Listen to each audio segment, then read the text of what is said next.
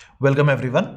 आज के सेशन में आप सबका स्वागत है। राइट, सो आज हम बात करने वाले हैं मेमोरी मैनेजमेंट के बारे में। ओके, चलिए इसका एजेंडा क्विकली देख लेते हैं। Okay, so first of all हम जब भी बात करते हैं मेमोरी के बारे में, ओके, तो उसका एलोकेशन कैसे होता है, कैसे एलोकेट होता है ये मेमोरी, ये समझेंगे सबसे पहले। ओके, वहां पे contiguous memory allocation, non contiguous memory allocation, ऐसी चीजें होती हैं, उनके बारे में सबसे पहले समझेंगे। उसके बाद पेजिंग नाम का एक कॉन्सेप्ट होता है, उसके बारे में भी समझेंगे, जहां पे हम स्पेसिफिकली डिस्कस करेंगे स्वैपिंग के बारे में। ओके, उसके बाद हम पेज रिप्लेसमेंट एल्गोरिदम्स के बारे में डिस्कस करेंगे, जहां पे LRU, LFU जैसे अलग अलग टाइप के एल्गोरिदम्स जो होते हैं उनके बारे में डिस्कस करेंगे। राइट, और इससे पहले कि हम आज के टॉपिक में आगे बढ़े, ऐसा करते एक छोटा सा रिकैप कर लेते हैं कि हमने पिछले सेशन में क्या क्या देखा था। राइट, ओके, हमने पिछले सेशन में स्पेसिफिकली डिस्कस किया प्रोसेसेस और थ्रेड्स के बारे में, है ना। राइट, सो प्रोसेस क्या होता है, थ्रेड क्या होता है, और जाहिर सी बात है अगर आप थ्रेड्स के बारे में बात कर रहे हैं तो एक प्रोसेस के मल्टीपल थ्रेड्स हो सकते हैं। ऐसे इंडिविजुअल प्रोसेस और इंडिविजुअल थ्रेड्स वाले कॉम्बिनेशन जो है, ऐसे मल्टीपल प्रोसेसेस भी हो सकते हैं, ये भी हमने समझा था, है ना। और इसी दौरान हमने ये देखा कि जब भी आप मेमोरी के बारे में बात करते हैं या फिर प्रोसेसेस के बारे में बात करते हैं, होता यह है कि क्रोम और फायरफॉक्स का एग्जांपल लेते हुए हमने समझा कि जैसे अगर मल्टीपल प्रोसेसेस क्रिएट होना शुरू हो गया तो कितनी एफिशिएंसी होती है वर्सेस कितनी ज्यादा मेमोरी खर्च होती है, ये भी हमने देखा। राइट, ओके, और फिर इसके बाद जो है हमने ये भी देखा कि थ्रेड्स को अगर आप पैरेलली एग्जीक्यूट करने की कोशिश करें तो कॉन्करेंसी वाला कॉन्सेप्ट जो है वो एप्लीकेबल हो जाएगा। उसके कुछ एडवांटेजेस देखे हमने और डिसएडवांटेजेस भी डिस्कस किया था हमने, है ना। राइट, और फिर उसके बाद ये देखा कि ये जो जब भी कॉन्करेंसी वाला प्रॉब्लम आता है और वहां पे कोड को एग्जीक्यूट कर दिया जाता है तो वहां पे हम उसको फेस करने के लिए या फिर उसको काउंटर करने के लिए हम लॉक्स वाला कॉन्सेप्ट अप्लाई करते हैं, और वहीं पे हमने क्रिटिकल सेक्शन वाला कॉन्सेप्ट भी डिस्कस किया था। राइट, और फिर उसके बाद जब भी आप लॉक्स यूज करते हैं तो वहां पे क्या होगा, एक चैलेंज सॉल्व हो जाएगा, उसी के साथ साथ एक नया चैलेंज भी आ जाएगा जिसका नाम है डेडलॉक, है ना। मतलब वहां पे सारे के सारे प्रोसेसेस जो हैं एक दूसरे के रिसोर्स छोड़ने के टाइम तक वेट करते रहते हैं, और क्योंकि दो प्रोसेसेस दो अलग अलग रिसोर्सेस को रेफर करने की कोशिश कर रहे हैं, बट वो दोनों रिसोर्सेस इन दोनों प्रोसेसेस ने पहले से ही लॉक करके रखा हुआ है, ऐसा वाला सिचुएशन आ जाता है, इसलिए डेडलॉक बन जाता है ना। उस डेडलॉक को कैसे हैंडल करना है उसको भी देखा हमने। राइट, तो अभी तक जो है हमने स्पेसिफिकली सीपीयू की तरफ से देखा, है ना, सीपीयू को कैसे यूटिलाइज किया जाता है, ये सारी चीजें हमने समझ लिया, है ना। तो अब अभी और आज के सेशन में जो है स्पेसिफिकली हम देखेंगे मेमोरी मैनेजमेंट के बारे में। राइट, क्योंकि जाहिर सी बात है जब भी आप मल्टीपल एप्लीकेशंस यूज कर रहे हैं, सीपीयू का टाइम अलोकेट होना इंपॉर्टेंट है, but at the same time memory की भी रिक्वायरमेंट्स होती है ना। तो ऐसे मेमोरी के रिक्वायरमेंट्स को, मतलब एक प्रोसेस है उसको कुछ एक्स अमाउंट ऑफ मेमोरी चाहिए। राइट, तो ऐसे सिचुएशन में वो एक्स अमाउंट ऑफ मेमोरी उस एक्स नाम के प्रोसेस पे अप्लाई करने के लिए या फिर अलोकेट करने के लिए या फिर उसको मैनेज करने के लिए जो पर्टिकुलर रिक्वायरमेंट्स होती हैं, जो तरीका होता है, उसको हम कहते हैं मेमोरी मैनेजमेंट। राइट, सो यहां पे क्या होगा, आपका फिजिकल मेमोरी जो है ना, आपका रैम जो होता है वो अलोकेट करता है अलग अलग प्रोसेसेस को। राइट, और फिर ये भी ट्रैक करता है कि कितनी मेमोरी एलोकेशन लोकेशन जो है वो अलोकेटेड है और कहां मेमोरी अवेलेबल है करके। राइट, और वर्चुअल मेमोरी को भी मेंटेन करता है, मैनेज करता है ये मेमोरी मैनेजमेंट यूनिट जो होता है। ओके, तो हम इन सारी चीजों को एक एक करते हुए आगे बढ़ते हुए समझेंगे। राइट, सबसे पहले जैसे ही हम आगे बढ़ना चाहें, यहां पे कुछ टर्म्स को डिफाइन करना इंपॉर्टेंट है हमारे लिए, है ना। जैसे कि for example primary memory, main memory, physical memory, हम ऐसे वर्ड्स को इंटरचेंजेबली यूज कर रहे हैं, है ना।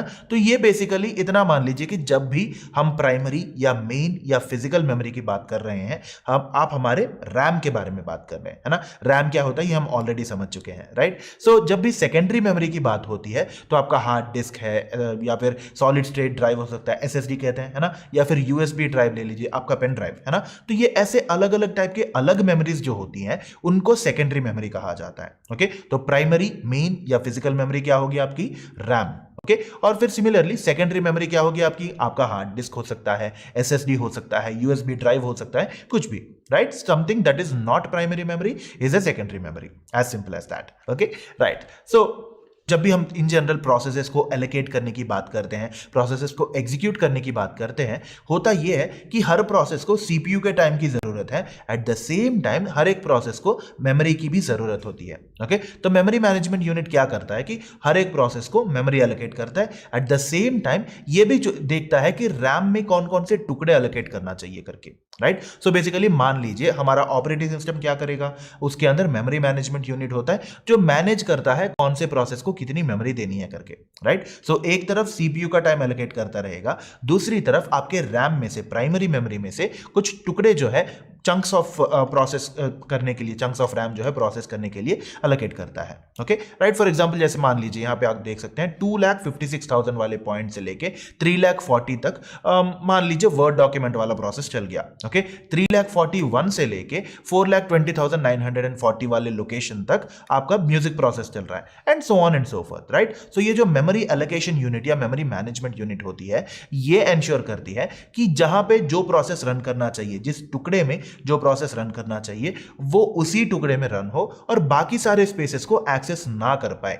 ओके तो ऐसे अलोकेट करके ऐसे इसको यूज किया जाता है, राइट। ओके सो ये जब भी आप मेमोरी को एलोकेट करने की बात करते हैं तो ये बेसिकली ये होता है कि आपके प्रोसेसेस को या फिर अपने प्रोग्राम्स को कोई ना कोई प्राइमरी मेमोरी एलोकेट करना। ओके ये डेफिनेशन हम समझ चुके हैं। और ये एलोकेशन वाला तरीका जो है, इसमें दो तरीके होते हैं basically, right. So contiguous memory allocation कहा जाता है, एक तरीका वो है, दूसरा है non contiguous memory allocation. Okay so memory allocation के बारे में हमने क्या समझा, बेसिकली आपका ऑपरेटिंग सिस्टम जो है, जिसके अंदर मेमोरी मैनेजमेंट यूनिट होता है, राइट, वो क्या करता है कि हर एक प्रोसेस को एक टुकड़ा एलोकेट कर देता है। रैम में से मान लीजिए लोकेशन नंबर 1 से लेके लोकेशन नंबर 140 तक एक प्रोसेस चलेगा। ओके लोकेशन नंबर 141 से लेके लोकेशन नंबर 150 तक प्रोबेबली दूसरा प्रोसेस चलेगा, and so on and so forth, right. तो ऐसे सिचुएशन में होगा ये कि जब भी आपके पर्टिकुलर प्रोसेस को एक मेमोरी लोकेशन एलोकेट की गई है ना, मतलब ए से लेके पॉइंट बी तक, पॉइंट ए से लेके पॉइंट बी तक अगर मेमोरी एलोकेट की गई है, तो आपका वो जो प्रोसेस चल रहा है, प्रोसेस नंबर एक्स या फिर वर्ड प्रोसेस मान लीजिए,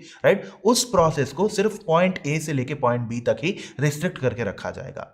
ओके सो इसकी वजह से क्या होगा, हर एक प्रोसेस अपनी मेमोरी में ही चलेगा, किसी और दूसरे प्रोसेस को इफेक्ट नहीं करेगा, है ना। और ऐसे मेमोरी एलोकेट करने के लिए अलग अलग तरीके होते हैं, जिनमें से दो बहुत बहुत इंपॉर्टेंट है। एक होता है कंटिग्यूअस मेमोरी एलोकेशन, दूसरा है non contiguous memory allocation. Okay तो इनको जो है एक एक करते हुए हम आगे समझते हुए बढ़ेंगे, right. So contiguous memory allocation की बात जब आती है तो जाहिर सी बात है, बाय डिफॉल्ट जब भी हम मेमोरी के बारे में बात करते हैं तो मान लीजिए फॉर एग्जाम्पल 4 GB की मेमोरी है, राइट। अभी यहां पे जब मैं मेमोरी नाम का वर्ड यूज कर रहा हूं, यहां पे आई मीन टू से प्राइमरी मेमोरी, आपका रैम। ओके राइट, सो जब भी आप रैम की बात करते हैं या फिर इन जनरल मेमोरी की बात करते हैं, तो मान लीजिए 4 GB वाला मेमोरी है। ओके तो हर बार जब भी आप उसको कंसीडर करें, इतना याद रखिएगा कि उस मेमोरी को एक ही टुकड़े में नहीं रखा जाता, अलग अलग ब्लॉक्स कर देते हैं। ओके फॉर एग्जाम्पल हमारे पास ये जो 4 GB वाला मेमोरी है, मान लीजिए उसमें हर एक पार्ट को जो है एक एक MB का मेमोरी एलोकेट किया गया है। ओके तो ऐसे टुकड़ों से बना हुआ होता है आपका मेमोरी, राइट। सो वहां पे क्या होगा, 4 GB है मतलब 4 × 1024 मतलब 4096 MB आएगा। और हमने क्या डिसाइड किया है, हर एक MB को एक एक पार्ट की तरह, एक एक ब्लॉक की तरह कंसीडर करना चाहिए करके, राइट। तो जाहिर सी बात है, अगर मान लीजिए 3-4 प्रोसेसेस रन कर रहे हैं और उनमें से एक प्रोसेस को जो है 10.2 MB का MB के मेमोरी की जरूरत है। ओके तो ऐसे सिनेरियो में क्या होगा, क्योंकि अब यहाँ पे जैसे हम बात कर रहे हैं तो एक ही टुकड़ा देना पड़ेगा उसको, है ना, कंटिन्यूअसली, जो ये 10.2 MB की जरूरत है, तो क्या करेंगे, 11 MB वाले ब्लॉक्स जो है 11 ब्लॉक्स जो है एलोकेट कर देंगे। क्यों, 10 ब्लॉक्स का 10 फिक्स हो जाएगा, और ये जो 0.2 है वो एक्स्ट्रा एक और ब्लॉक लेगा, है ना। तो 11 MB की मेमोरी जो है, 11 ब्लॉक्स जो है वो एलोकेट करेगा आपका मेमोरी एलोकेशन यूनिट।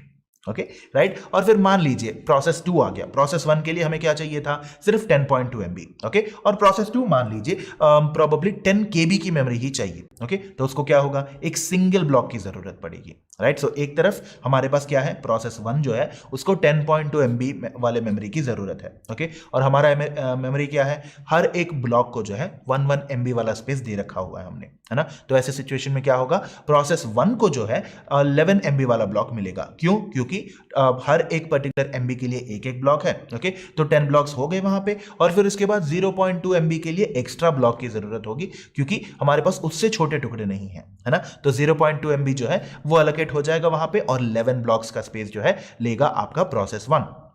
ओके इसके बाद मान लीजिए प्रोसेस 2 आ गया, जिसको सिर्फ और सिर्फ 10 KB की ही जरूरत है।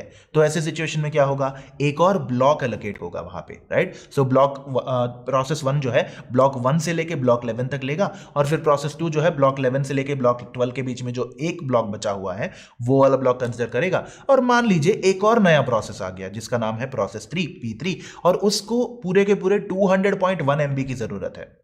राइट। तो ऐसे सिचुएशन में क्या होगा, आपका मेमोरी एलोकेशन यूनिट जो है स्टार्ट करेगा 13th MB से लेके। क्यों? क्योंकि पहले 11 ब्लॉक्स तो ले गया प्रोसेस 1 आपका, है ना, और 12वां ब्लॉक आ गया प्रोसेस 2 के पास। अब प्रोसेस 3 को जो है 13वें ब्लॉक से लेके 214 MB तक। क्यों? क्योंकि 200.1 है ना, 200 प्लस 13 213 प्लस उस 0.1 ब्लॉक के लिए क्या होगा, एक और एक्स्ट्रा ब्लॉक की जरूरत पड़ेगी, है ना, उस 0.1 MB के लिए एक और एक्स्ट्रा ब्लॉक की जरूरत पड़ेगी, और पूरे 214 ब्लॉक्स का स्पेस जो है, उसकी मेमोरी जो है वो एलोकेट की जाएगी प्रोसेस 1 से लेके प्रोसेस 3 तक। Right. So continuous memory allocation जो है, जैसे अगर आपने ऑब्जर्व किया हो तो ये पूरा का पूरा एक ही टुकड़ा है ना, कंटिन्यूअस ब्लॉक्स का एक सेट है ये, है ना।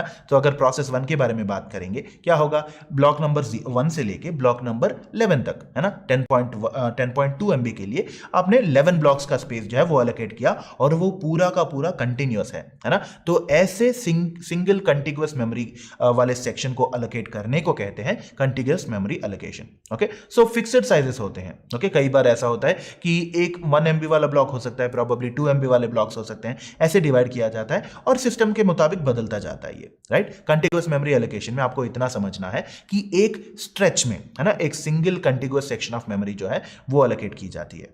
Okay, right. सो इसको जो है एक एग्जांपल लेके समझने की कोशिश करते हैं। राइट। सो मान लीजिए हमारे पास प्रोसेस 1 है जिसमें हमने 11 ब्लॉक्स को एलोकेट करके रखा हुआ है। ओके, तो उसका प्रोसेस हो गया और वो खत्म।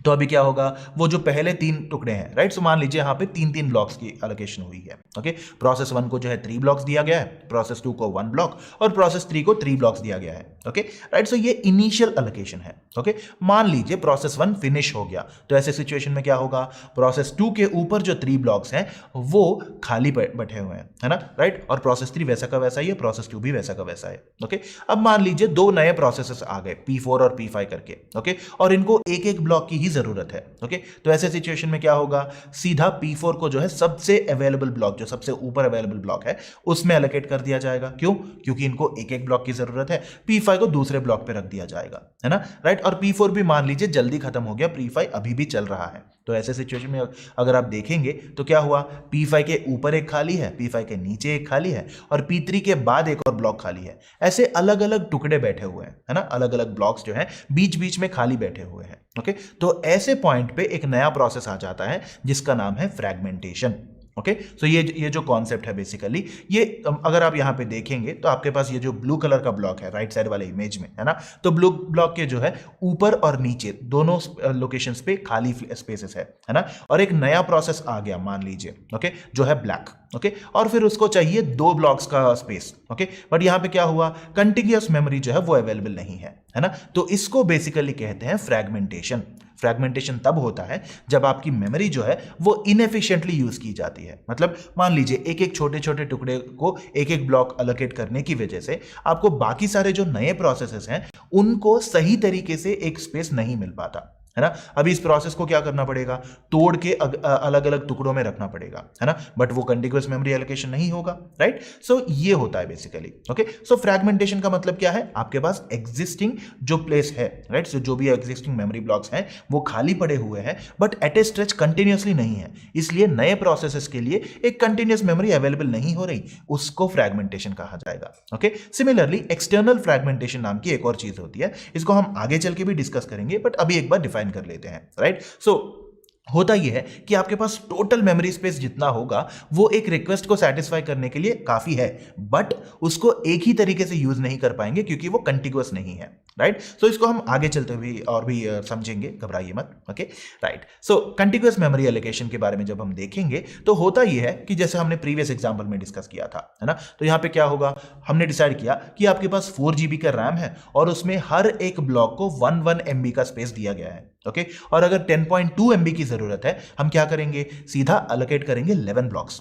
क्यों, हमारे पास 10 ब्लॉक्स आ जाएंगे और फिर 0.2 MB के लिए एक्स्ट्रा एक ब्लॉक की जरूरत पड़ेगी। क्यों, क्योंकि हमारे पास फिक्स्ड ब्लॉक साइज है। ओके, तो इसकी वजह से क्या होगा, सीधा 0.8 MB का स्पेस जो है ना, 0.2 के बाद 0.8 बचेगा, है ना, वो वाला स्पेस जो है अनयूजेबल बैठ जाएगा। है ना, उसको यूज नहीं कर पाएंगे। 11 ब्लॉक्स का स्पेस एलोकेट हुआ है, उसमें से 0.8 MB वाला स्पेस जो है वो खाली बैठेगा, उसको अनयूजेबल रखा जाएगा, है ना, राइट। तो ऐसे सिचुएशन में जो है ये जो अनयूज्ड स्पेस बचेगा उसको कहते हैं फ्रैगमेंटेशन या इंटरनल फ्रैगमेंटेशन मान लीजिए। ओके, तो ऐसे सिचुएशन में क्या होगा, फंडामेंटली अनयूज्ड स्पेस बचा हुआ है ना, ये जो 0.8 MB है, मान लीजिए एक नया प्रोसेस आ गया जिसको एक पूरे ब्लॉक की जरूरत है, बट यहां पे क्या है 0.8 MB वाला ब्लॉक ही बचा हुआ है। ओके, तो उसकी वजह से क्या होगा, हमारे लिए सही तरीके से एलोकेशन नहीं हो पाएगी, है ना। ऐसे ही कई सारे सिनेरियोस में क्या होता है कि ढेर सारे प्रोसेसेस होंगे और हर एक प्रोसेस को अपने खुद की x amount of memory size की जरूरत जो है वो पड़ सकती है ना। मान लीजिए प्रोसेस 1 जो है 2.5 MB चाहेगा, process 2 3.2 MB, process 3 6.6 MB and so on and so fourth. ऐसे अगर हम ऐड करते हुए चले गए तो ढेर सारा अनयूज्ड स्पेस जो है वो बैठ जाएगा, है ना, और उसको यूज भी नहीं कर पाएंगे। मतलब अनयूज्ड स्पेस है बट उसको सही तरीके से यूज नहीं कर पाएंगे क्योंकि आपके प्रोसेस को एक पूरे ब्लॉक की जरूरत है, राइट। तो ऐसे कॉन्सेप्ट को कहते हैं internal fragmentation. Okay, right. So external और इंटरनल फ्रैगमेंटेशन के बीच में एक फंडामेंटल डिफरेंस समझ लेते हैं। ओके, सो एक्सटर्नल फ्रैगमेंटेशन में क्या होगा कि पूरा मेमोरी ब्लॉक जो है वो अवेलेबल होगा बट कंटिन्यूअसली अवेलेबल नहीं है। ओके, ये बेसिकली एक्सटर्नल फ्रैगमेंटेशन है। इंटरनल फ्रैगमेंटेशन तब आएगा जब मेमोरी स्पेस अवेलेबल है, मतलब एक जगह पे 0.8 होगा, दूसरे जगह पे 0.2 होगा, दोनों मिला के 1 MB वाला ब्लॉक बन जाएगा बट वो एक ही लोकेशन पे नहीं है। ओके, तो मेमोरी स्पेस अवेलेबल होगा बट यूज नहीं कर पाएंगे। ऐसे सिचुएशन में उसको कहेंगे इंटरनल फ्रैगमेंटेशन। ओके, अगर मेमोरी ब्लॉक अवेलेबल है बट उसको कंटिन्यूअसली यूज नहीं कर पाएंगे, इसको कहते हैं हम एक्सटर्नल फ्रैगमेंटेशन। ओके, राइट, ये भी हमने समझ लिया, है ना। चलिए बात करते हैं अभी नॉन कंटिग्युअस एलोकेशन के बारे में, राइट। जाहिर सी बात है, अगर ऐसे सिचुएशन में मान लीजिए हमारे पास 100 ब्लॉक्स वाला स्पेस है बट उसमें से, या फिर 10 ब्लॉक्स वाला स्पेस ले लेते हैं। ओके, 10 ब्लॉक्स का स्पेस है, उसमें से 2 4 6 8 ब्लॉक्स जो है वो खाली पड़े हुए हैं। ओके, और हमारे प्रोसेस को जो है 3 ब्लॉक्स की जरूरत है। ऐसे सिचुएशन में क्या होगा, सीधा हमारे प्रोसेस को जितने ब्लॉक्स की जरूरत है उतने ब्लॉक्स में एक एक पार्ट को अलोकेट कर दिया जाएगा, राइट। सो नॉन कंटिग्युअस एलोकेशन की बात जब होती है तो वहां पे क्या होता है कि डिफरेंट ब्लॉक्स ऑफ मेमोरी को नॉन कंसेक्यूटिव मैनर में, मतलब कंटिन्यूअसली न लिखते हुए जहां जहां हो सके वहां वहां फिट कर दिया जाता है। ओके, जिसकी वजह से क्या होगा, वेट करने की जरूरत नहीं पड़ेगी आपके प्रोसेस को एग्जीक्यूट करने के लिए, राइट। सो जैसे आप इमेज में देख सकते हैं, है ना। सो ब्लू वाले ब्लॉक के ऊपर एक ब्लॉक का स्पेस था। ओके, ग्रीन वाले ब्लॉक के दो ग्रीन ब्लॉक्स के बीच में 2 स्पेसेस बाकी बचे हुए थे, राइट। तो हमने अपने प्रोसेस को 3 ब्लॉक्स को एलोकेट करना है ना। क्या किया हमने, एक प्रोसेस का जो एक पार्ट है एक पर्टिकुलर मेमोरी ब्लॉक में एलोकेट कर दिया हमने, और जो बाकी बचे हुए 2 थे उनको जहां पे अवेलेबल स्पेस था वहां पे हमने रख दिया। Okay, right. सो यहां पे क्या हुआ, एक्सटर्नल फ्रैगमेंटेशन वाला प्रॉब्लम जो है वो रिजॉल्व हो गया, राइट। सो नॉन कंटिग्युअस एलोकेशन में होता ये है कि आपको जितनी मेमोरी की जरूरत है आपके प्रोसेस को उतने टुकड़ों में करके अच्छे से जितने भी अवेलेबल ब्लॉक्स हैं हमारे पास मेमोरी वाले वहां पे असाइन कर दिया जाएगा, ताकि आपका प्रोसेस भी चल जाए, वेट करने की जरूरत भी नहीं पड़ेगी और एक्सटर्नल फ्रैगमेंटेशन वाला प्रॉब्लम भी सॉल्व हो जाएगा। बट यहां पे एक और नई रिक्वायरमेंट आ जाएगी जिसके बारे में जिसको समझना इंपॉर्टेंट है। क्यों? क्योंकि हमें यह समझना होगा कि प्रोसेस को टुकड़े करके अलग अलग लोकेशंस में असाइन तो कर दिया बट फाइनली उसको वापस लाएंगे कैसे, मतलब कौन कौन से पर्टिकुलर लोकेशन पे ये एक एक टुकड़ा अलोकेट किया गया है, राइट। सो अगर मान लीजिए प्रोसेस में 3 टुकड़े किए हमने, हमें इसका अंदाजा तो होना चाहिए ना कि मतलब कौन कौन से लोकेशंस पे आपकी मेमोरी ब्लॉक्स को अलोकेट की गई है करके, राइट। तो इस पर्टिकुलर सिचुएशन को हैंडल करने के लिए हमारे पास 2 पर्टिकुलर कॉन्सेप्ट्स होते हैं, एक होता है पेजिंग, दूसरा होता है सेगमेंटेशन। ओके, ऐसे नॉन कंटिग्युअस मेमोरी एलोकेशन में अच्छे से हर एक पर्टिकुलर मेमोरी ब्लॉक को हैंडल करने के लिए हमारे पास क्या होता है, पेजिंग और सेगमेंटेशन नाम के कॉन्सेप्ट्स होते हैं। ओके, तो इनको जो है आगे चलते हुए समझेंगे हम। Okay, right. सो मान लीजिए आइडियली होता यह है कि जब भी आप सीपीयू के साथ बात करते हैं, इन जनरल सीपीयू के साथ काम करते हैं, तो सीपीयू को जो है सारा का सारा मेमोरी जो है एक ही सिंगल कंटिन्यूअस एड्रेस स्पेस की तरह दिखता है। ओके, सो सीपीयू जो है, चाहे आपका रैम हो चाहे आपका हार्ड डिस्क हो, ये सारी की सारी चीजों को जो है एक सिंगल टुकड़े में देखता है। ओके, और फिर उस टुकड़े के लिए जो है एक लॉजिकल एड्रेस स्पेस को अलोकेट कर देता है। ओके, और हम क्या करेंगे, मान लीजिए आप एक प्रोसेस रन कर रहे हैं सीपीयू में, ओके, और आपको चाहिए 3 ब्लॉक्स वाला स्पेस। ओके, उन तीनों ब्लॉक्स को सीपीयू जो है एक ही नजर से देखेगा, जो है एक टुकड़ा, राइट, एक ही particular continuous logical address space की तरह देखेगा। ओके, और इसीलिए उसको एक ही एड्रेस अलोकेट करेगा। राइट और फिर उसकी वजह से क्या होगा, हमें जब भी जरूरत पड़े नॉन कंटिग्यूअस फिजिकल एड्रेस स्पेस की, तो हम क्या करेंगे, उस एक टुकड़े को 3 टुकड़ों में करके अच्छे से अलोकेट कर देंगे जहां जहां पे जरूरी है। ओके, तो वहां पे क्या होगा कि हम ये जो लॉजिकल एड्रेस स्पेस बन रहा है हमारे पास, सीपीयू ने जो लॉजिकल एड्रेस स्पेस दिया है उसको ले जाके एक नॉन कंटिग्यूअस फिजिकल एड्रेस पे मैप करने की कोशिश करेंगे, राइट और फिर कौन से ब्लॉक को कहां पे मैप किया गया है उसको आइडेंटिफाई किया जाएगा, राइट। तो बेसिकली होता यह है कि आपका मेमोरी मैनेजमेंट यूनिट जो होता है वो लेता है लॉजिकल एड्रेस आपके सीपीयू से, जो भी प्रोसेस चल रहा है उसका लॉजिकल एड्रेस लेके फिजिकल एड्रेस के साथ मैप करके उसको कन्वर्ट करता है, जिसकी वजह से क्या होगा, एक तो है कि एक्सटर्नल फ्रैगमेंटेशन वाला इश्यू जो है वो रिजॉल्व हो जाएगा और रैम में खाली बचे टुकड़े नहीं रहेंगे, है ना, तो रैम का यूजेज भी इफेक्टिव होगा। ओके राइट, इसको एक एग्जांपल की मदद से समझने की कोशिश करते हैं। ओके राइट, सो मान लीजिए जैसे हमने डिस्कस किया था कि आपका सीपीयू जो है पूरे के पूरे मेमोरी स्पेस को एक ही सिंगल स्ट्रेच में देखेगा, है ना, एक टुकड़े की तरह कंसीडर करेगा, बट फिजिकल एड्रेस की बात अलग है ना, वो बन जाएगा लॉजिकल एड्रेस। क्यों, ये जो एक पूरा का पूरा टुकड़ा है वो। ओके,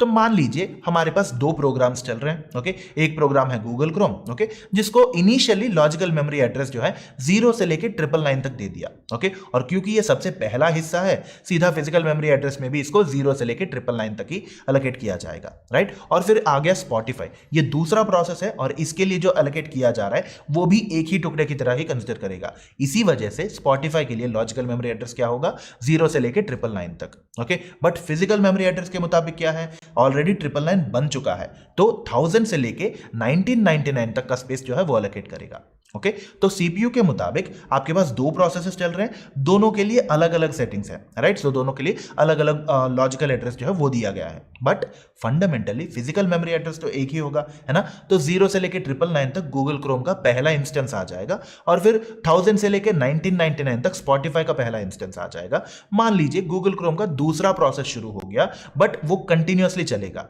है ना। तो वहां पे अगर आप ऑब्जर्व करेंगे तो लॉजिकल एड्रेस के मुताबिक 1000 से लेकर 1999 तक अलोकेट होगा गूगल क्रोम लॉजिकल एड्रेस में, वेराज वहीं पे अगर आप फिजिकल मेमोरी एड्रेस की बात करेंगे तो क्योंकि वहां पे 1999 तक ऑलरेडी बन चुका है, 2000 से लेकर 2999 तक जाएगा।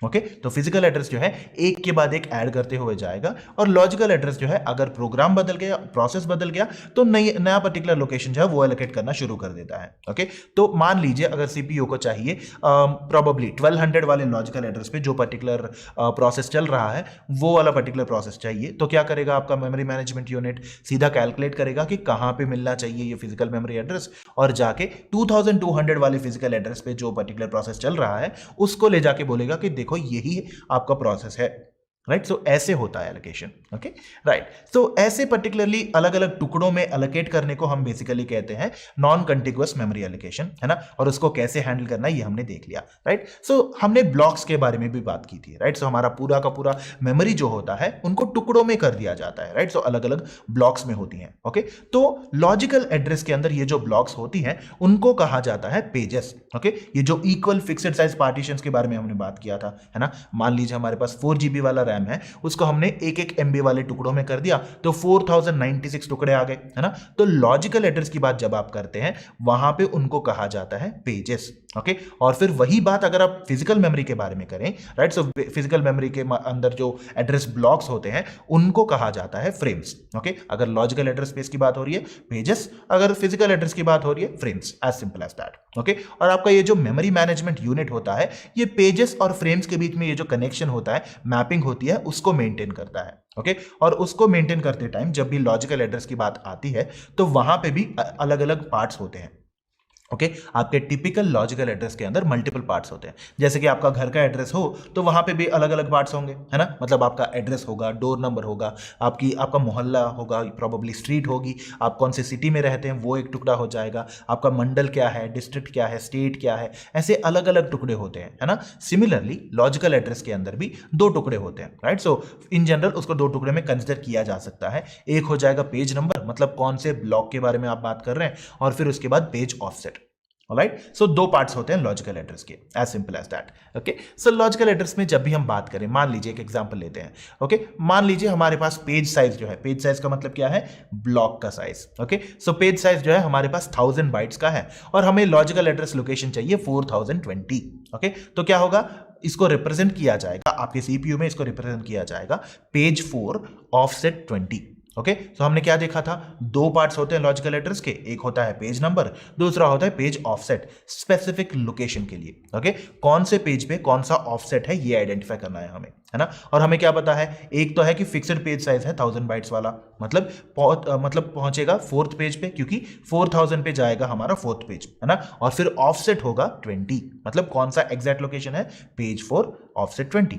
Okay, right. सो ऐसे स्पेसिफिकली पेजेस को और ऑफसेट्स को मेंटेन करने के लिए आपके मेमोरी मैनेजमेंट यूनिट के पास जो है एक पेज टेबल नाम का कॉन्सेप्ट होता है। ओके, जहां पे बेसिकली आपके सीपीयू के मुताबिक जो पेज है, राइट, सो जो पेज नंबर है उसको आपके फिजिकल एड्रेस के मुताबिक जो फ्रेम नंबर है उसके साथ मैप करते हैं। ओके, और हर एक प्रोसेस का जो है अपना खुद का इंडिपेंडेंट पेज टेबल होता है। ओके, सो 3 चीजें याद रखनी है यहां पे। एक तो है कि पेज टेबल जो है आपके मेमोरी मैनेजमेंट यूनिट के पास होगा, जो पॉइंट नंबर 1 सीपीयू का जो सीपीयू ने जो पेज नंबर आइडेंटिफाई किया है उसको ले जाके फिजिकल एड्रेस के किसी फ्रेम नंबर के साथ मैप करेगा। दूसरा क्या होगा कि हर एक प्रोसेस का जो है अपना इंडिपेंडेंट पेज टेबल होता है। ओके, और तीसरी बात यह है कि हर बार जब भी आप ऑफसेट की बात करते हैं आपके पेज में और आपके फ्रेम में ऑफसेट सेम टू सेम होता है। ओके, इन द सेंस मान लीजिए आपका पेज नंबर जो है वो P1 है, बट फ्रेम नंबर जो है F2 है, जो सीधा जाके F2 में एलोकेट होगा, राइट। आपके पेज टेबल के मुताबिक मान लीजिए आपके सीपीयू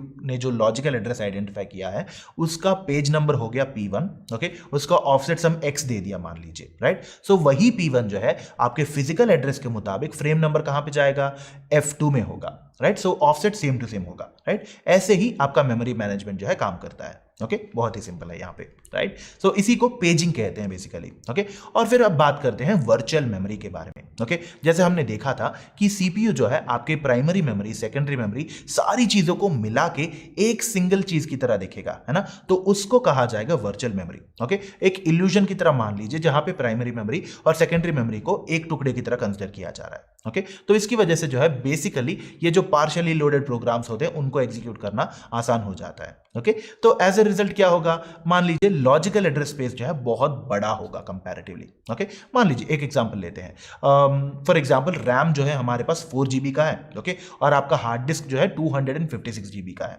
ओके, तो इसके मुताबिक वर्चुअल मेमोरी या लॉजिकल एड्रेस स्पेस क्या हो जाएगा, ये जो प्राइमरी मेमोरी है आपका रैम प्लस आपका सेकेंडरी मेमोरी जो आपका हार्ड डिस्क है, दोनों का कॉम्बिनेशन, मतलब 256 GB plus 4 GB equal to 260 GB का वर्चुअल मेमोरी रहेगा जो सीपीयू कंसिडर करेगा। ओके, आपका सीपीयू जो है एक ही टुकड़े में देखता है आपके प्राइमरी और सेकेंडरी मेमोरी को, और उस टुकड़े का इल्यूजन जो होता है बेसिकली उस एक टुकड़े की तरह कंसिडर करने को कहते हैं virtual memory. As simple as that. Okay, तो कहीं पे भी एक्सेस करने के लिए आपको फर्स्ट एंड फोरमोस्ट जो है प्राइमरी मेमोरी पे लाना होगा, राइट। जाहिर सी बात है, क्यों, क्योंकि सीपीयू जो है हमेशा आपके प्राइमरी मेमोरी के साथ ही काम करेगा। ओके, तो जहां कहीं से भी मान लीजिए आपको प्राइमरी मेमोरी से एक्सेस करना है, सीपीयू डायरेक्टली प्राइमरी मेमोरी से बात करेगा। अगर आपको सेकेंडरी मेमोरी से कुछ एक्सेस करना है तो सबसे पहले सेकेंडरी मेमोरी से प्राइमरी मेमोरी के अंदर लाके एक जगह पे रख के फिर उसके साथ उसको बात करवानी होती है, राइट। मान लीजिए आपका एक फाइल है जो आपके हार्ड डिस्क में स्टोर्ड है, रैम के अंदर नहीं है। ओके, और आपके सीपीयू को जो है हार्ड डिस्क में वो जो पर्टिकुलर फाइल है उसको एक्सेस करने की जरूरत है। क्या करेगा, सीधा लॉजिकल एड्रेस में एक रिक्वेस्ट भेजेगा। ओके, आपका सीपीयू जो है लॉजिकल एड्रेस में रिक्वेस्ट करेगा और वहां से जाकर रिक्वेस्ट जाएगा प्राइमरी मेमोरी में। अगर वहां पे कुछ है तो वेल एंड गुड, अगर नहीं तो सीधा सेकेंडरी मेमोरी में जाके वहां से इस पर्टिकुलर फाइल को प्राइमरी मेमोरी में लाके फिर वहां से उसको लॉजिकल एड्रेस में भेज के वहां से उसको सीपीयू में भेजा जाएगा। ओके, तो ऐसे होता है। तो जब भी आप सेकेंडरी मेमोरी से प्राइमरी मेमोरी में लाते हैं, अब जाहिर सी बात है प्राइमरी मेमोरी अनलिमिटेड तो नहीं है ना, तो एक छोटा टुकड़ा होगा जहां पे इसको रिप्लेस किया जाएगा, राइट। तो ऐसे रिप्लेस करने के लिए या फिर स्वैप करने के लिए जो भी स्पेस होता है उसको कहते हैं स्वैप स्पेस। Okay, right. और ऐसे प्रोसेस को, ऐसे एक्सचेंज करने को कहते हैं स्वैपिंग या स्वैपिंग कह सकते हैं आप। ओके, सो मान लीजिए एक एग्जांपल देखते हैं, जैसे आपके यहाँ पे प्राइमरी मेमोरी है और सेकेंडरी मेमोरी जो है वो भी है हमारे पास। ओके, और हमारे पास क्या है, प्रोसेस 3 जो है वो एग्जीक्यूट हो रहा है प्राइमरी मेमोरी से। ओके, मान लीजिए अभी सीपीयू को जरूरत पड़ी कि प्रोसेस 1 को लाना है करके, राइट। तो वहां पे क्या होगा, आपका प्रोसेस 3 जो है, राइट, सो P3 जो है वो सीधा जाके सेकेंडरी मेमोरी में जाएगा और फिर उसको रिप्लेस करेंगे हम P1 के साथ। ओके, सो स्वैप स्पेस जो है ऐसे यूज होगा, राइट। और ऐसे एक्सचेंज करने को कहते हैं स्वैपिंग। ओके तो इन द सेंस क्या होगा, जिस पर्टिकुलर एग्जीक्यूटिंग प्रोसेस की जरूरत है उसको स्वैप इन करेंगे और जिसकी जरूरत नहीं है उसको स्वैप आउट करेंगे, राइट। ओके तो हमारे पास क्या समझना है यहाँ पे, एक तो है प्राइमरी मेमोरी, दूसरी है सेकेंडरी मेमोरी, और सीपीयू को जो है ये दोनों एक ही टुकड़े की तरह दिखते हैं, और वो हो गया आपका वर्चुअल मेमोरी या फिर लॉजिकल मेमोरी, राइट। ओके तो जाहिर सी बात है हमारे पास ये जो प्राइमरी मेमोरी है वो लिमिटेड होती है ना, तो लिमिटेशन है तो वहां पे क्या करेंगे, सारे के सारे प्रोसेसेस को एक ही जगह पे तो नहीं रख पाएंगे, है ना, कुछ को ले जाके सेकेंडरी मेमोरी के अंदर स्टोर करना पड़ेगा जहां पे वो कंटिन्यूअसली एक्सचेंज होते रहेंगे, राइट। तो ऐसे सिचुएशन में अगर हमें प्रोसेस 1 की जरूरत है, क्या होगा, प्रोसेस 3 जाके प्रोसेस 1 के लोकेशन पे बैठेगा और प्रोसेस 1 को स्वैप इन किया जाएगा, राइट, P3 को स्वैप आउट करके P1 को स्वैप इन किया जाएगा। ओके तो ऐसे स्वैप आउट स्वैप इन करने वाले प्रोसेस को कहते हैं स्वैपिंग या स्वैपिंग भी कह सकते हैं, जैसे आप प्रोनाउंस करना चाहें। ओके राइट, सो अब यहां पे एक नया कॉन्सेप्ट आएगा, राइट, क्यों, क्योंकि फंडामेंटली जाहिर सी बात है सारे के सारे पेजेस तो प्राइमरी मेमोरी के अंदर रहेंगे नहीं, है ना, तो जरूरत के मुताबिक सारे डेटा को एक ही जगह पे नहीं रखेंगे, है ना, जरूरत के मुताबिक, डिमांड के मुताबिक जब भी सीपीयू जो है मुझे फलाना वाला पेज चाहिए, फलाना वाला इंफॉर्मेशन चाहिए करके रिक्वेस्ट करेगा, तब जाके सेकेंडरी मेमोरी से प्राइमरी मेमोरी के अंदर लाया जाएगा, है ना। सो डिमांड के मुताबिक पेजिंग हो रही है, मतलब पेज को लाया जा रहा है, इसलिए इसको कहते हैं डिमांड पेजिंग। ओके सो पर डिमांड चलता है यहाँ पे, राइट। बट यहां पे एक और चैलेंज आ जाएगा कि कौन से पेज को रिप्लेस करना है करके, राइट। जाहिर सी बात है, मान लीजिए आपके प्राइमरी मेमोरी के अंदर जो है 3 पेजेस वाला स्पेस है और ऑलरेडी 3 पेजेस को अलोकेट करके रखा हुआ है, आपकी सेकेंडरी मेमोरी में 20 चीजें हैं, ओके, और सीपीयू ने कहा कि मुझे सेकेंडरी मेमोरी से पर्टिकुलर मान लीजिए पेज नंबर 11 जो है वो चाहिए मुझे करके कह दिया इसने, तो हमें क्या करना पड़ेगा, प्राइमरी मेमोरी से किसी पर्टिकुलर एग्जिस्टिंग पेज को ले जाके सेकेंडरी में रख के सेकेंडरी वाले 11 को लाके प्राइमरी के अंदर रखना होगा, है ना, मतलब स्वैप करना होगा। तो यहां पे कौन से इन तीनों में से, मान लीजिए 3 प्रोसेस हैं हमारे पास, ओके, प्रोसेस 1, प्रोसेस 2, प्रोसेस 3, इस P1, P2, P3 में से किस चीज को निकालना है ये डिसाइड करने के लिए हम यूज करेंगे पेज रिप्लेसमेंट एल्गोरिथम। ओके तो हमेशा याद रखिएगा ऐसे डिसीजन लेने के लिए भी अलग अलग एल्गोरिथम्स होते हैं, मतलब ये डिसाइड करना कि कौन सी चीज को रखना है, कौन सी चीज को रिमूव करना है करके, right, removing in the sense primary memory से लेके सेकेंडरी मेमोरी के अंदर रखना। Okay right, so page replacement algorithms जो है ढेर सारे होते हैं, राइट, सो जरूरत के मुताबिक ढेर सारे यूज कर सकते हैं आप, बट फंडामेंटली हम 2 बेसिक एग्जांपल्स देखेंगे, राइट। सो एक होता है आपका least recently used algorithm, LRU कहते हैं, और दूसरा है लीस्ट फ्रीक्वेंटली यूज्ड जो है LFU। ऐसे ढेर सारे एल्गोरिथम्स होते हैं, हम इन 2 एग्जांपल्स के बारे में समझेंगे बस। ओके राइट, सो ये जो पेज रिप्लेसमेंट एल्गोरिथम है बेसिकली ऐसे चलता है कि अगर सीपीयू ने कोई किसी डेटा को रिक्वेस्ट किया, ओके तो रिक्वेस्ट करने की वजह से क्या होगा, सीधा जाएगा चेक करेगा प्राइमरी मेमोरी के अंदर, क्यों, क्योंकि सीपीयू सिर्फ और सिर्फ प्राइमरी मेमोरी के साथ ही बात करता है। ओके तो क्या होगा, सीधा जैसे ही रिक्वेस्ट आया, मान लीजिए सीपीयू को एक पर्टिकुलर फाइल की जरूरत है, ओके, अगर वो फाइल प्राइमरी मेमोरी के अंदर है, पहले चेक में प्राइमरी मेमोरी के अंदर मिल गया तो उसको कहा जाएगा पेज हिट। ओके ये वाले टर्म्स भी समझना इंपॉर्टेंट है हमारे लिए। ओके अगर प्रोसेस को सो एंड सो पेज की जरूरत है और वो पेज जो है आपके प्राइमरी मेमोरी के अंदर अवेलेबल है तो क्या होगा, उसको पेज हिट कहा जाएगा। ओके अगर नहीं मिला और वो जाके सेकेंडरी मेमोरी के अंदर ढूंढने की जरूरत पड़ रही है तो उसको कहा जाएगा page fault. Okay by default इतना याद रखना है कि जब भी आप पेज रिप्लेसमेंट एल्गोरिथम के बारे में बात करना चाहें तो वहां पे ये होगा कि अगर आपको प्राइमरी मेमोरी के अंदर वो पेज मिल गया that's called a page hit, अगर नहीं मिला और वो सेकेंडरी मेमोरी में ढूंढने की जरूरत है तो उसको कहा जाएगा पेज फॉल्ट। ओके आपके सारे पेज रिप्लेसमेंट एल्गोरिथम जो है इस कॉन्सेप्ट पे काम करते हैं। ओके राइट, सो अभी देखेंगे कि LRU एल्गोरिथम जो है वो कैसे काम करता है। ओके LRU का मतलब क्या होगा, लीस्ट रिसेंटली यूज्ड। ओके मतलब प्राइमरी मेमोरी के अंदर जो सबसे पुराना वाला पेज है, राइट, जो इसको अभी तक यूज नहीं किया, प्रोबेबली 3-4 दिन पहले यूज किया हो उसको, राइट, सो उसको चूज करेंगे हम, है ना। सो जब भी पेज मिस होता है इन द सेंस इसका मतलब क्या होगा, सेकेंडरी मेमोरी से उस पेज को लाके प्राइमरी मेमोरी के अंदर रखना होगा, है ना। तो कौन से पेज को निकालेंगे प्राइमरी मेमोरी से ये डिसाइड करने के लिए एक LRU यूज कर सकते हैं, है ना, लीस्ट रिसेंटली यूज्ड एल्गोरिथम, या फिर एक LFU यूज कर सकते हैं जिसके बारे में हम बाद में बात करेंगे, राइट। सो यहां पे जैसे ही आपने LRU अप्लाई किया तो क्या करेगा आपका लॉजिक,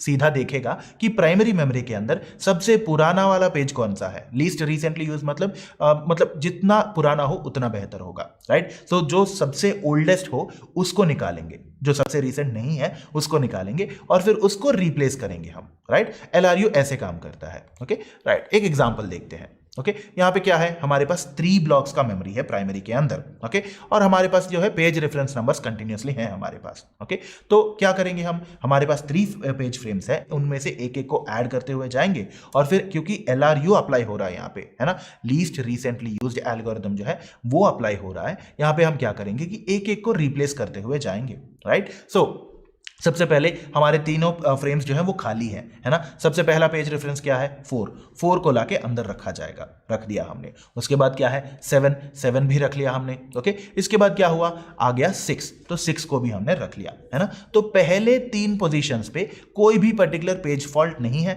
कोई भी पर्टिकुलर पेज हिट भी नहीं है ना। राइट अब उसके बाद क्या हुआ, 1 आया और 1 के मुताबिक 1 को जब हमने रखने की कोशिश की, सबसे पुराना वाला क्या होगा यहाँ पे, 4 होगा, क्योंकि सबसे पहले उसको एक्सेस किया गया है ना। तो 1 आके 4 के प्लेस में आ जाएगा। राइट उसके बाद क्या है, 1 के बाद क्या है 7। ओके 7 वैसे का वैसा ही है, ऑलरेडी एग्जिस्ट कर रहा है, तो पेज हिट आएगा, है ना। राइट पेज हिट आ गया। उसके बाद क्या है, 7 के बाद क्या है 6 है, तो और 6 भी ऑलरेडी एग्जिस्ट कर रहा है, तो एक और पेज हिट आएगा। उसके बाद फिर से एक और 1 आया, तो पेज हिट एक और आएगा। क्यों, क्योंकि आपके प्राइमरी मेमोरी के जो 3 ब्लॉक्स हैं, है ना, तो उसके अंदर ये तीनों ऑलरेडी एग्जिस्ट कर रही हैं। ओके अब 1 के बाद आ गया 2। ओके और 2 जो है पेज मिस है, एग्जिस्ट नहीं कर रहा, तो इसकी वजह से क्या होगा, किसी ना किसी चीज को रिप्लेस करना पड़ेगा, है ना। और यहां पे सबसे पुराना क्या है, 2 के मुताबिक सबसे पुराना क्या है, 2 के सबसे नजदीक 1 है, उसके बाद 6 है, उसके बाद 7 है। तो अभी क्या किसको रिप्लेस करेंगे हम, 7 को रिप्लेस करेंगे। राइट 6 7 1 बन जाएगा 6 2 1। ओके 2 के बाद फिर से आ गया 7 और यहां पे 7 ऑलरेडी एग्जिस्ट नहीं कर रहा 6 2 1 के अंदर, और 7 के मुताबिक सबसे पुराना वाला क्या होगा, 7 के सबसे नजदीक 2 है, उसके बाद 1 है, उसके बाद 6 है, तो किसको रिप्लेस करेंगे हम 6 2 1 में, 6 को रिप्लेस करेंगे। ओके और 6 2 1 बन जाएगा 7 2 1, और उसके बाद 7 के बाद क्या आ गया, फिर से 2। राइट और वहां पे हिट हो गया। राइट तो यहां पे क्या हुआ, हमने जैसे ऑब्जर्व किया, सबसे पहले अगर हम देखेंगे तो जिस पेज को एंटर करना है उसके मुताबिक जो सबसे पुराना वाला पेज है, the most least recently used, right so the least recently used page को जो है हमने निकाल दिया, उसके बीच में हमने रिप्लेस कर दिया इसको। राइट और इसके मुताबिक अगर आपने देखा हो तो कितने पेज फॉल्ट्स हुए, 6 हो गए। राइट और पेज हिट्स कितने हैं, 4। ओके राइट सो ऐसे काम करता है आपका लीस्ट रिसेंटली यूज्ड वाला एल्गोरिथम। राइट तो हमने क्या किया, बेसिकली मेमोरी मैनेज करने के लिए जिस पर्टिकुलर पेज की जरूरत थी, जिस पर्टिकुलर पेज रेफरेंस को लाने की जरूरत थी, उसको हमने least recently used algorithm use करके हमने ऐसे अलोकेट कर दिया, है ना। राइट अब बात करते हैं हम LFU के बारे में, लीस्ट फ्रीक्वेंटली यूज्ड। ओके तो ये बताता है कि ये जो एग्जिस्टिंग करंटली यूज्ड ब्लॉक है उसको कितनी बार यूज किया गया है।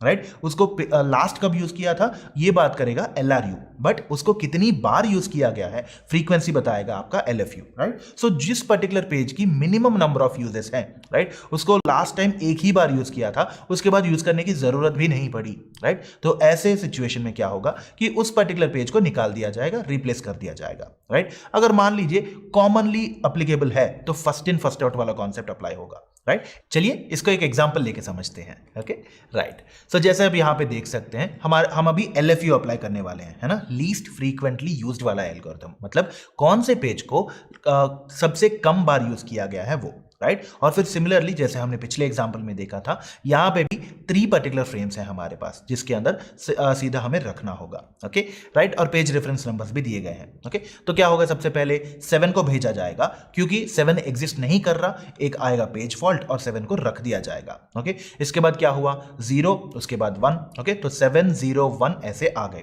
ओके अब बारी है 2 की। ओके 2 आ गया और यहां पे अभी तक हर एक पेज को एक ही बार में यूज किया गया है ना। राइट सो हर एक पेज की फ्रीक्वेंसी क्या है, 1 है अभी। क्यों, क्योंकि 7 एक बार आया है, 0 एक बार आया है, 1 एक बार आया है, अब 2 भी एक ही बार आया है, तो सबकी फ्रीक्वेंसी क्या हुई, 1 होगी, है ना। तो वहां पे क्या होगा, फर्स्ट इन फर्स्ट आउट वाला कॉन्सेप्ट जो है वो अप्लाई होगा। सबसे पहले क्या आया था, 7, तो इसलिए सबसे पहले उसी को निकालेंगे। ओके 7 को रिप्लेस कर दिया हमने 2 से। ओके अब बन गया 2 0 1। ओके अब फिर से 0 आ गया और क्योंकि 0 एग्जिस्टिंग है तो 0 की फ्रीक्वेंसी बढ़ गई, it's a page hit. Okay वो हो गया। उसके बाद क्या हुआ, फिर से 3 आया। ओके अब 3 के मुताबिक सबसे लीस्ट फ्रीक्वेंसली यूज क्या होगा, 1 होगा। क्यों? क्योंकि अभी 2 ऑलरेडी एग्जिस्टिंग है, ओके, 0 की ऑलरेडी हिट्स 2 है, ओके, और इसलिए सबसे पहले क्या होगा, 1 को रिप्लेस करेंगे हम, ओके। अब बन गया 302 या फिर 302 ऐसे आ गया, राइट। इसके बाद क्या हुआ, 3 के बाद फिर से 0 आया, वंस अगेन पेज हिट हो गया, है ना, तो 0 की फ्रीक्वेंसी बढ़ गई, ओके। इसके बाद क्या होगा, 4 आएगा, 4 को 2 से रिप्लेस करेंगे हम, राइट। सो 2 को 4 से रिप्लेस करेंगे बेसिकली, राइट। क्यों? क्योंकि अभी इसके मुताबिक 2 की सबसे लीस्ट फ्रीक्वेंसी है ना, सबसे पुराना और सबसे लीस्ट क्या है, 2, राइट। और सिमिलरली 4 के बाद क्या होगा, फिर से 2 आएगा, 2 को हम रिप्लेस करेंगे 3 के साथ, राइट। और फिर सिमिलरली उसके बाद 3 आएगा, 3 को हम रिप्लेस करेंगे 4 में, ओके, राइट। सो ऐसे हम अप्लाई करते हुए जाएंगे लीस्ट फ्रीक्वेंटली यूज्ड, ओके। सो एक पर्टिकुलर पेज को कितनी बार यूज किया गया है उसके मुताबिक सबसे कम जिसको यूज किया या सबसे पुराना जो है उसको रिमूव कर दिया जाएगा, राइट। सो ये लीस्ट फ्रीक्वेंटली यूज्ड वाला एल्गोरिथम है, ओके। और यहां पे टोटल पेज फॉल्ट क्या होगा, 8, ओके। तो ऐसे होता है बेसिकली, राइट। सो यहां पे अभी हम एक बार क्विकली समराइज कर लेते हैं कि हमने आज के सेशन में क्या क्या डिस्कस किया, ओके। तो बेसिकली जब भी हम मेमोरी के साथ काम करते हैं तो वहां पे हर एक प्रोसेस को कुछ ना कुछ सीपीयू की स्पेस अलोकेट होती है, सिमिलरली उसको मेमोरी वाली स्पेस भी अलोकेट होती है, ये हमने देखा है ना। 2 टाइप की मेमोरी होती है, प्राइमरी और सेकेंडरी। जब भी हम प्राइमरी के बारे में या मेन मेमोरी के बारे में बात करते हैं, हम बात कर रहे हैं रैम के बारे में जो लिमिटेड होता है, ओके, राइट। और फिर ये जो सेकेंडरी मेमोरी होती है, आपका हार्ड डिस्क होता है या एसएसडी हो सकता है, ओके। तो इसके बारे में हमने देखा। और फिर जब भी जाहिर सी बात है, जब भी मेमोरी एलोकेशन हो रही है तो कंटिग्यूटी मतलब कंटिन्यूअसली एलोकेट कर रहे हैं या नहीं, उसके मुताबिक contiguous memory allocation, non contiguous memory allocation होती है, ओके। और कंटिग्यूअस में फ्रैगमेंटेशन वाला चैलेंज आ जाता है, जहां पे एक्सटर्नल फ्रैगमेंटेशन और इंटरनल फ्रैगमेंटेशन वाला कॉन्सेप्ट हमने देखा, है ना। जहां पे जब आप एक्सटर्नल फ्रैगमेंटेशन की बात करते हैं तो पूरा का पूरा मेमोरी ब्लॉक अवेलेबल होता है, बट वो कंटिन्यूअसली नहीं होता, ओके, वो एक्सटर्नल फ्रैगमेंटेशन कहा जाएगा। इंटरनल फ्रैगमेंटेशन की बात जब आप करेंगे तो वहां पे क्या होगा कि मेमोरी स्पेस अवेलेबल होगी बट पूरा ब्लॉक अवेलेबल नहीं होगा, ओके। सो वो इंटरनल फ्रैगमेंटेशन कहलाएगा। इसको टैकल करने के लिए, इसको फेस करने के लिए नॉन कंटिग्यूअस मेमोरी एलोकेशन वाला कॉन्सेप्ट हमने देखा, है ना, जहां पे पेजिंग नाम का कॉन्सेप्ट आ जाएगा, है ना। जहां पे अगर मान लीजिए प्राइमरी और सेकेंडरी मेमोरी है तो उसमें से किसको स्वैप करना है, वो स्वैप करने वाला प्रोसेस जो है उसको स्वैपिंग कहेंगे। डिमांड के मुताबिक स्वैप करने को कहते हैं डिमांड पेजिंग, ओके। और फिर वहां पे कौन से पेज को रिप्लेस करना है ये डिसाइड करने के लिए हमारे पास होते हैं पेज रिप्लेसमेंट एल्गोरिथम्स, ओके। जहां पे हमने 2 एग्जांपल्स देखे, एलएफयू और एलआरयू। एलआरयू का मतलब क्या है, लीस्ट रिसेंटली यूज्ड, जो सबसे पुराना वाला है उसको निकालेंगे हम, ओके। लीस्ट फ्रीक्वेंटली यूज्ड, जिसको सबसे कम बार यूज किया है वो, ओके, राइट। सो ये दोनों एल्गोरिथम्स के बारे में हमने समझ लिया, है ना। एक और इंपॉर्टेंट बात, आपका फीडबैक, ओके। सो आपका फीडबैक जो है हमारे लिए बहुत बहुत इंपॉर्टेंट है, क्योंकि आपके फीडबैक पे डिपेंड करते हुए ही हम आपका लर्निंग एक्सपीरियंस जो है और बेहतर बना पाएंगे, ओके। सो आपका फीडबैक जो है इसी वीडियो के नीचे आप सबमिट फीडबैक नाम का जो बटन होगा उसको क्लिक करके आप अपना फीडबैक दे सकते हैं, ओके। और आपका फीडबैक समझने के लिए, उसके मुताबिक आपका लर्निंग एक्सपीरियंस और बेहतर करने के लिए